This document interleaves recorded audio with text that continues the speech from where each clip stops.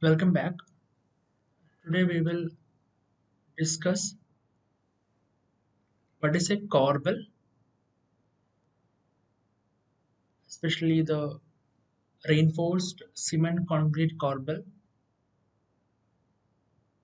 What are the applications and structural uses?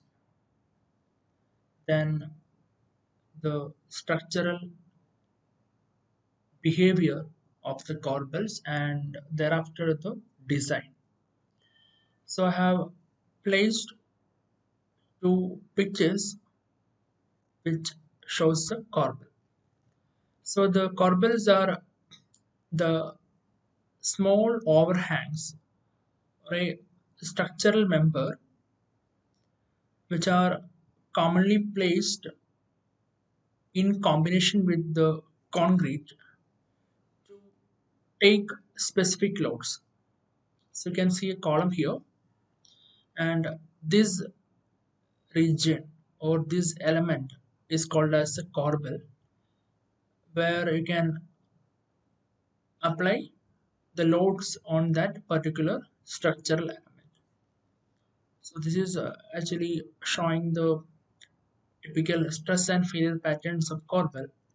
And one important takeaway is the bearing plate you can see here. So we won't apply directly the load to this RCC corbel. We will put a bearing plate over the corbel, and through that we will apply the load. Yeah, so the second figure shows a very clear explanation, or it explains well, the figure explains well the application of corbel. So we have a column here. We can put the load from beam to the column through corbels. This is just simply supported beams. Yes, you can see if you visit the structures lab, which is currently under construction near to the survey building, you can see we are making some RCC corbels like this. You can see three corbels, one, two, and three. So our idea of using this corbel to transport the load through cranes. So we will, after making this corbel, we will put a beam here connecting all the corbels on both sides, and then we will join the corbels uh, in a line, and we will use it for transporting the materials from one point to another inside the lab. So during the transportation, note that there will be a concentrated load which will act on the corbel, and the corbel has to design for that. Yeah, these were the images, cut images from the steel code, sorry, the RCC code IS 456. So I will just directly show you the IS 456. So as told, section 428 clause on concrete corbels, it defines a corbel is a short cantilever projection which supports a load bearing member, and where there are some two conditions. It is on the length of the cantilever projection as well as the depth at the free end. These things will be familiar to you or clear to you when I show it with the diagrams of corbel. Then 28.2 is on simplifying assumptions. As we discussed in the last class, here also, due to the very complex stress patterns, we are idealizing the behavior to a strut and tie model, and those things are mentioned in the simplifying assumptions uh, clause. You can see the second one, like the compatibility of strength between strut and tie should be ensured. So this is about simplifying the analysis of the corbel. 28.2.2 is on the reinforcement anchorage that has to be provided for the corbel, and 28.2.3 is on the shear reinforcement. So when you see, so these are only the clauses available in the IS 456. So this is actually not enough for a beginner, or it won't give a very clear guidelines for a designer to design the concrete corbels.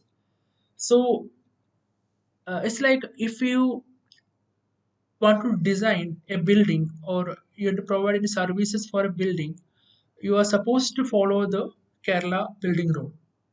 If any clause is not available in KBR, you should refer the National Building Code. Similar way, if you are supposed to follow the IS code for any construction and uh, any design related to the civil in India, and if something is not available, then normally the engineers will refer the other country codes. So for different structures, the advancements in different codes are always different.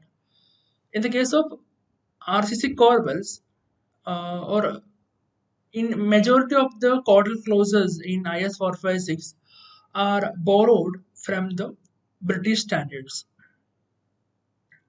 So like we will have some additions to the IS code based on our researches, but many of the things are we are actually borrowing from the British standards.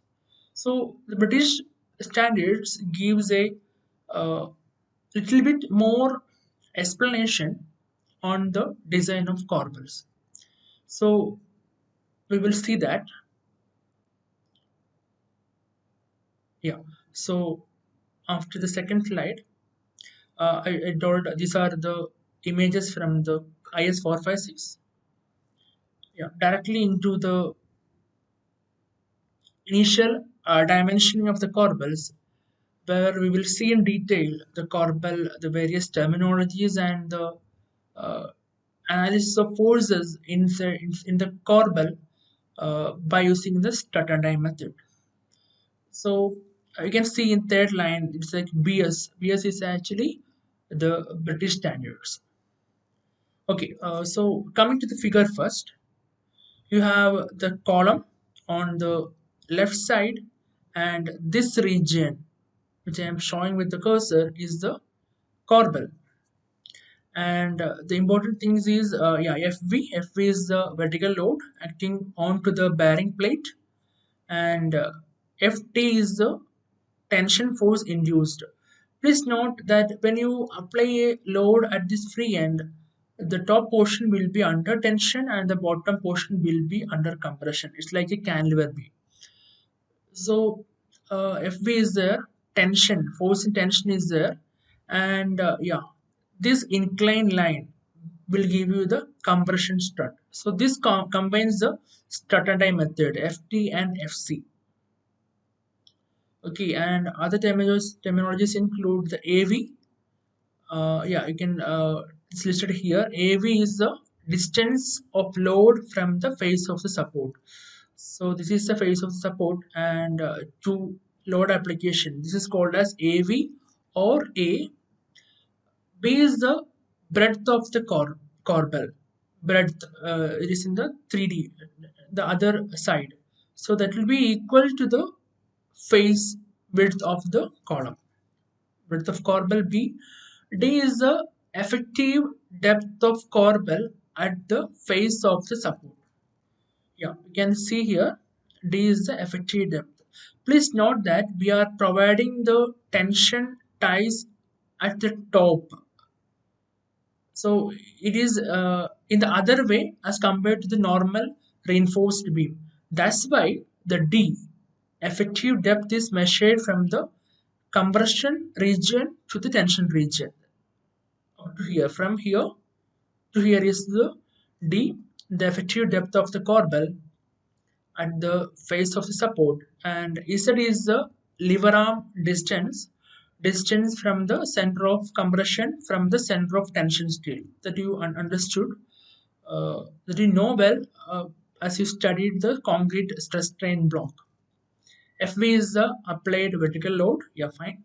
FT is the tension in the horizontal direction due to FV. When you are applying a FV force here, uh, due to the small cantilever action, there will be a tension induced. Suppose this FV is very close to the face of supports, the entire load will be transferred only by the compression. So as the distance from face of support is increasing, there will be more cantilever action which will give more FT force. Keep that in mind. FC is the compression developed in concrete as strut action to support FV. Yeah, that's fine because FB is resolved or FV is converted to FT and FC by the triangular force from this figure. So I explained everything. uh, then one more terms, some more terms includes yeah, the C compression force centroid, AV I explained, FB. Beta is the angle of the compression strut. DF is the depth at the free end, and DS is the total depth of corbel. It Corbel. Then is said libera. D we explained. X yeah, X comes in the stress block, and 0.45 X is based on the stress block as per the British standards, the Nobel. And yeah, after this, back to the equation. So Ft, the tension force, is equal to Fv into A by Z. So Ft tension force is equal to Fv into A by Z. So I told clearly, if A is very near to support, A equal to 0 means that there won't be any tension force. So by the triangle triangle equations, we can take that Ft is equal to Fv into A by Z. Similarly, Fc, the conversion force is, by resolving the forces, we will get Fv into A square plus Z square all raised to 1 by 2 all divided by Z. So we resolved the forces in this uh, action, and we found the corresponding tensile force and the compression force. So an expression for the compression force Fc can be also obtained from the strength of the concrete which is in compression. Let x is the height of compression concrete at the root of the corbel from the bottom side. So this is x, and then assuming that the resultant compression passes through a depth of 0.45x, similar to what we take for the stress strain block for concrete, the expression for the lever arm can be written as Z is equal to d minus 0.45x. So we know total effective depth is d minus this assumption, that is 0.45x, will give you the lever arm. Then again rearranging, we'll find that x is equal to 2.2 into d minus z, as the area perpendicular to the force Fc over which the compression is built up is x cos beta. An expression for Fc can be written as Fc is equal to zero point 0.4 Fck into b into x cos beta. So it's clear that the area perpendicular to the force Fc. So this is the force Fc, and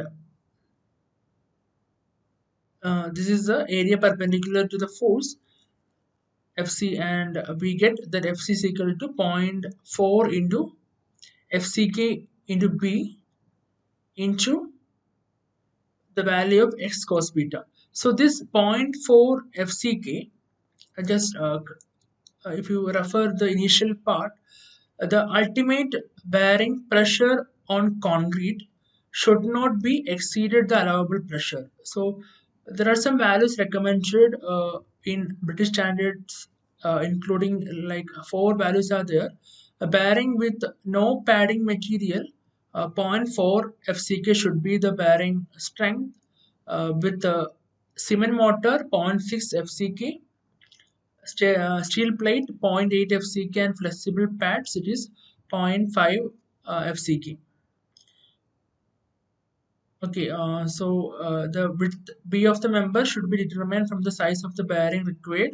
If the plate is used, the size of the bearing plate is to be calculated by assuming that the bearing stress should not be greater than zero point 0.8 FCK for the steel plate case, and provided the horizontal force acting in the problem is less than 10% of the vertical load and the area is not more than 40% of the concrete area. The second thing is generally the value of AV by D, that is this AV by D should not be greater than zero point 0.6, and in any case it should not exceed 1. So this is the definition for the corbel. AV by D should be less than 1. That is this AV should never exceed the effective depth. From the design shear aspect, the lower values of AV by D, the depth of support should be large enough. That means that for lower values of AV by D means the AV is almost near to the face of support. So in that case, the entire force acting on the corbel will transfer as a shear value, or it will try to shear the face of the support. So in that case, the section has to be properly designed for shear. The depth at the far end should be at least one half the depth of support. So this DF should be at least half the D at support. These are some guidelines. Coming back to the derivations, FCC equal to zero point 0.4 into FCK into B, breadth of the bearing plate, into X cos beta is a value FC. It is like stress into area. By substituting for X and cos beta, because we got the value of X and we know what is beta, the angle of FC with the horizontal, we will get FC is equal to 0.88 FCK into B into D minus Z into A by A square plus Z square all power 1 by 2, and then equating the equation 21.2, which gives the FC value, and 21.3, this expression based on the uh, cos beta conversion. We will after rearranging we will get the equation as Z by D all square minus gamma by gamma plus k into Z by D plus k by k plus gamma into A by D all square equal to 0, where the gamma is actually A by D in a simplified form, in simple notation, and k is in case FB by 0.88 FCKBD. So we this equation actually we simplified. We use the simplified notations and we reach or we found this equation. This is an important equation which we need. So this is one of the derivation which you require to find the lever arm. Z value is something unknown to you, and for that finding that Z value you need this equation. So keep that in mind. This equation is not available in IS 456, so you are supposed to remember this equation, or where we can think of some thumb rules, or like some average values for designing the Z value. 21.8, it's like this is a figure from a textbook which I will share with this video, and this explains the procedure for design of corbels, steps involved. So like the design of deep beam which we discussed in the last class, there are a set of well defined guidelines which will on following that you can design the corbel. So first step involves the dimensioning of the corbel in design process. The breadth of bearing plate you can find by uh, assuming a design bearing pressure of zero point 0.8 FCK, which we discussed in the previous session. And we can find the first you dimension the corbel, then depth of bracket at support. The clause given was the depth of support should be, depth of free end should be minimum half of the depth of support. It was a condition, and we can find the depth of bracket at support as a design value for shear near supports can be much larger than normal value of the 13 in IS456, which give you the minimum shear capacity, shear stress capacity. So if very near to the support will be very high shear, and assume a suitable value of shear nearer to TOSI max. We can provide a TOSI max value. Calculate the effective depth D at the root of the face of the bracket. So D is equal to FB by TOSI in the BD. So we are assuming that entire load FB is coming directly to the support, and we are taking the shear stress as TOSI max into B of B is the width of the column at the face, will give you the depth required, and you can find the total depth based on adding the cover and the rebar diameter. So that step one on depth of bracket, and the third in the step one is the check dimensions for criterion of Corbel. It was listed that minimum it should be less than 1 and ideal should be like less than 0.6. So that things comes in the third provision, third C of the step 1. Check the dimensions for criterion for Corbel. The value of A by D preferably less than 0.6 but not more than 1. If it's more than 1, it doesn't satisfy the Corbel condition. That means there may be uh, more flexural behavior than a shear behavior on the Corbel. As an conservative estimate, one may assume that the load is acting at the outer edge of the plate. Okay. Step 2 is on determination of the lever arm depth. It is a Z value. Okay, so we were supposed to find the Z value. So for that we need this equation. Uh, Determine Z lever arm depth from equation by Z design chart. Also calculate X is equal to 2.2 D into 1 minus Z by D. So we know that equation and check if it is greater than the limiting value of X based on the stress strain block of concrete. And then step 3 is on resolving the forces, which we seen Ft is equal to Fb into A by Z based on the triangle solution. And the base code states that Ft should be at least half Fb. So that means we should minimum design for half the load, critical load for tension.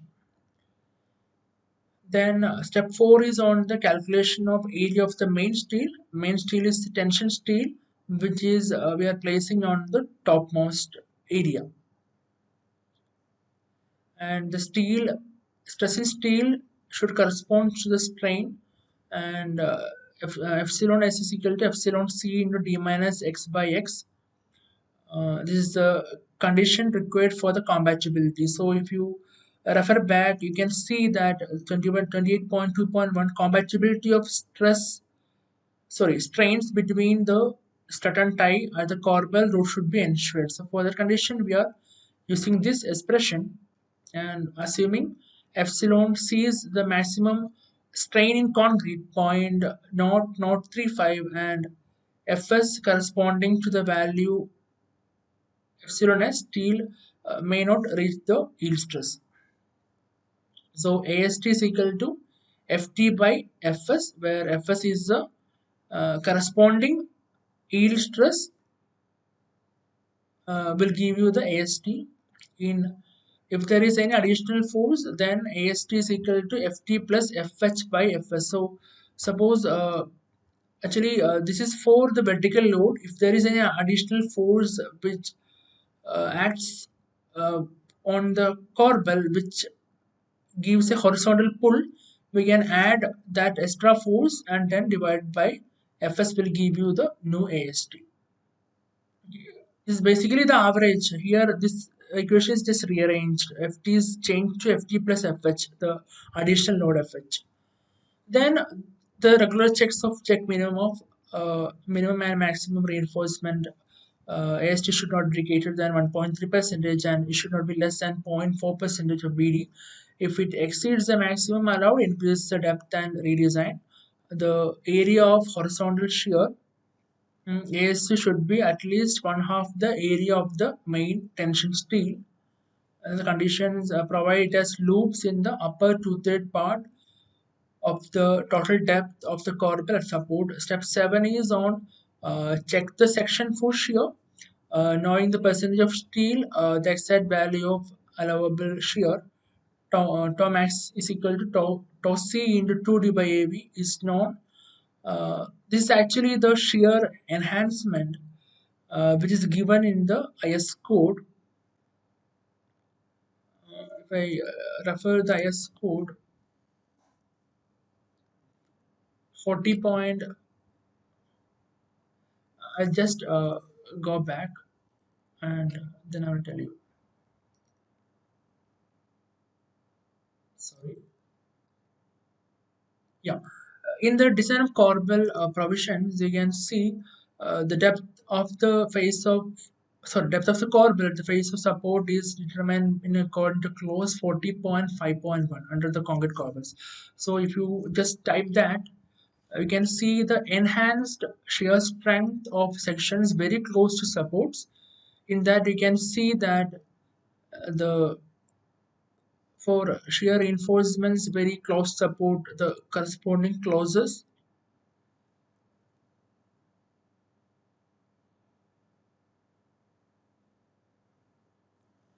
for finding the enhanced shear stresses.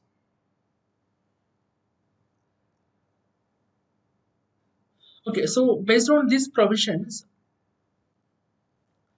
the enhanced values given as tau max allowable maximum shear stress allowable is equal to tau not allowable. It's like it is the actual stress shear stress is enhanced as the location of load is very close to support. It is depending on the D and AV. So tau c into 2D by AV. Okay, say suppose the AV value, the load, vertical load is very close to the support. That means it is having a very high shear enhancement of infinity, and as the value of AV is increasing, the value get decreased, and the maximum AV by D should not be greater than 1 as for qualifying the Corbel value. And the step 8 is on detail of steel, and for that we can use the SP34. The SP16 is design aids for reinforced cement concrete constructions or design, and SP34 is specially devoted for the detailing, which we'll see after this problem. So same steps, very well explained, these steps has to be followed for designing the corbel. So our confusions will be addressed in this problem. Example 21.1, design of corbel. Design a corbel to carry a fractured load of 500 kilonewton. It's a very high load at a distance of 200 mm from the face of a 300 by 300 square column. Assume that grade 30 concrete is used for construction. These are the values given to you. You are supposed to design a corbel which should take this much load on a column face 300 mm width. Okay, and you need some clearance of 200 to place the load from the support. So the first step, dimensioning the corbel, bearing length, size of column given 300 mm. Assuming the bearing plate, bearing strength, we have seen it as 0.8 into FCK, which will give you 24 Newton mm square is the bearing strength of the uh, corbel, and sorry, bearing strength for the steel plate, and we sorry, it's a bearing strength for the concrete, as we are using the steel plate. The width of the plate, we know that we need a bearing strength of this much uh, stress, so we are providing the area accordingly for reducing the value to this bearing stress. Total load divided by the width into the length, the area, will give you the stress. For calculating the bearing strength, we can use the load divided by stress into the uh, bearing length will give you the width of steel plate required for loading. So as the Corbel is an isolated member, increase the calculated width by 20 mm for more safety. So we provided 90. So say like we are using a 90 by 100 for 300 plate. So the plate is placed here. You can see the darkened region here where the plate. So this will be having a 300 in length and 90 in the width. Okay, then after that the second B part is on the depth of support and assuming tau max. So we told here that we can assume a tau c max due to the very enhanced shear strength.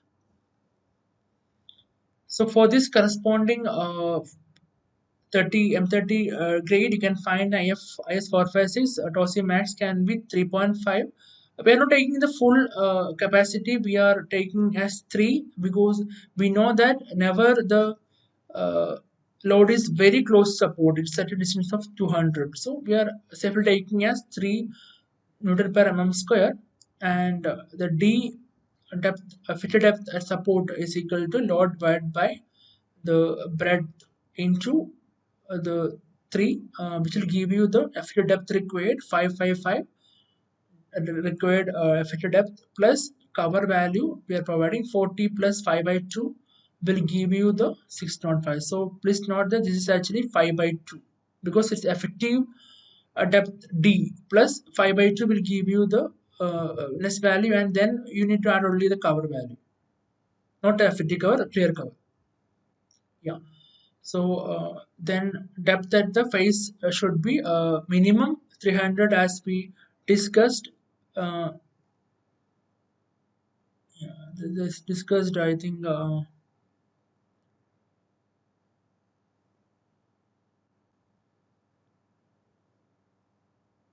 it was discussed earlier that we should be minimum half. Okay, you can refer that. Um, so we found that then we calculated A by D. A by D value 200 is given.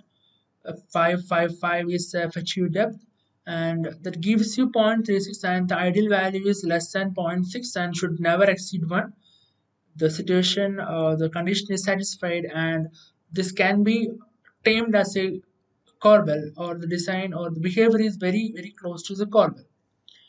Then the equation for finding the lever arm, we derived this equation. This is required for calculating the Z value, and the equation you are applying here, then the necessary values, the kV value, fv by 0.88, all the things are applied here, and we can find z by d is equal to 0.72. Then you can find the z value, and we know that d minus z is equal to 0.45x. From that you can find the, the d value, the z value, you can find the x value. is we're getting as 345. The x by d value is equal to 0.68, and this is actually greater than the x by d limit for steel. That's because the x by d limit for Fe 250 is 0.531, and for Fe 415 is 0.479. So we have to provide adequate steel for compression also, and the support steel for the main steel and the shear steel can satisfy this condition. So this will satisfy the conditions for sure. Then the resolution of the forces, we know the Ft is equal to Fv into A by Z, will give you F250. So for this condition, for this loading and arrangement pattern, approximately 250 is the load which comes as tension, and we have a clause that Ft should not be less than half the Fv. So this is satisfied, 250 is fine, and the area of tension steel is equal to AST is equal to FT plus FH is any additional horizontal load. We don't have anything here. We'll give you the AST. Then we have the equation of epsilon s is equal to epsilon c into d minus x by x. From that, as we are using the Fe250 steel, so AST required for Fe250 is equal to Ft by 0.87, Fy is equal to 250 in 10 power 3 by 0.87 into 250 will give you 149 mm square of steel is required. Fe 415 does not reach the yield strain of 0.0038. Fs is equal to the 330 Newton per meter square at ES is epsilon s is equal to 0.021. AST is equal to 250 into 10 power 3 by 330 is equal to 758 mm square. Use 4 rods of 16 mm diameter. So the thing is that the FE 330 is not available in the Indian market. So you can't use the FE 415 for this purpose. You can use only the FE 250 steel with more number of steels. So that will so provide the AST with only FE 250, as we can't provide the FE 450.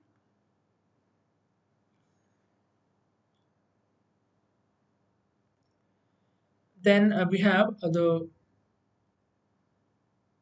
AST. Yeah, so we discussed this. We have to provide the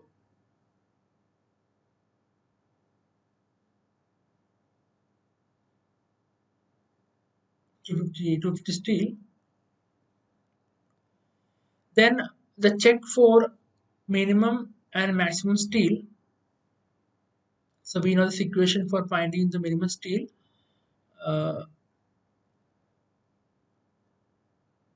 100 into AST by BD will give you 804 into 100 by 300 into 555, which is equal to 0.48, which is greater than 4 and less than 1.3. So we should provide a minimum of 0.4 percentage of the area, and then it should not be greater than 1.3 percentage. That those conditions are satisfied, like for the design of beams, and then the area of shear steel, the minimum ASV is equal to half into AST.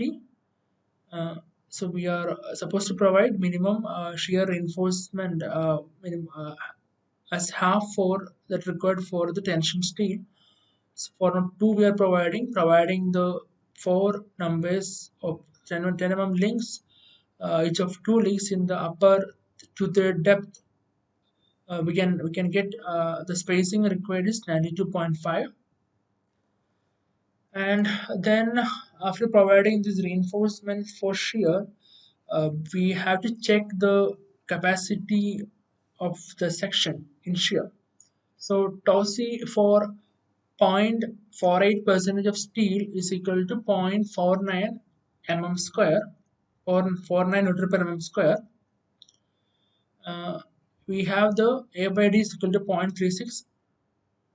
So the increased shear strength torsi mass is based on 0.49 into the equation was what it was, yeah, tau m is equal to tau c into 2d by av. So tau c we know, 2d by av, which will give you uh, a by d is 0.36. So a by d comes here, d will come up.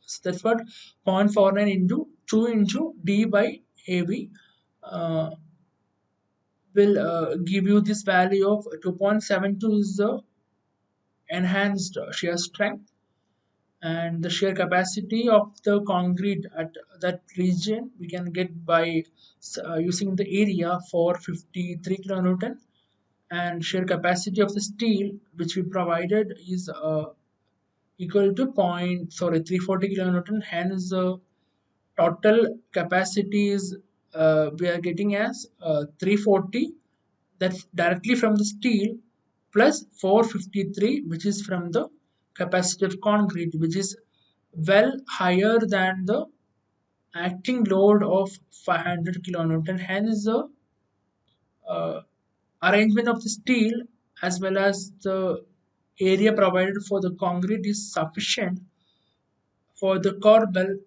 for taking the shear load, and the design is safe. Sorry, design is safe.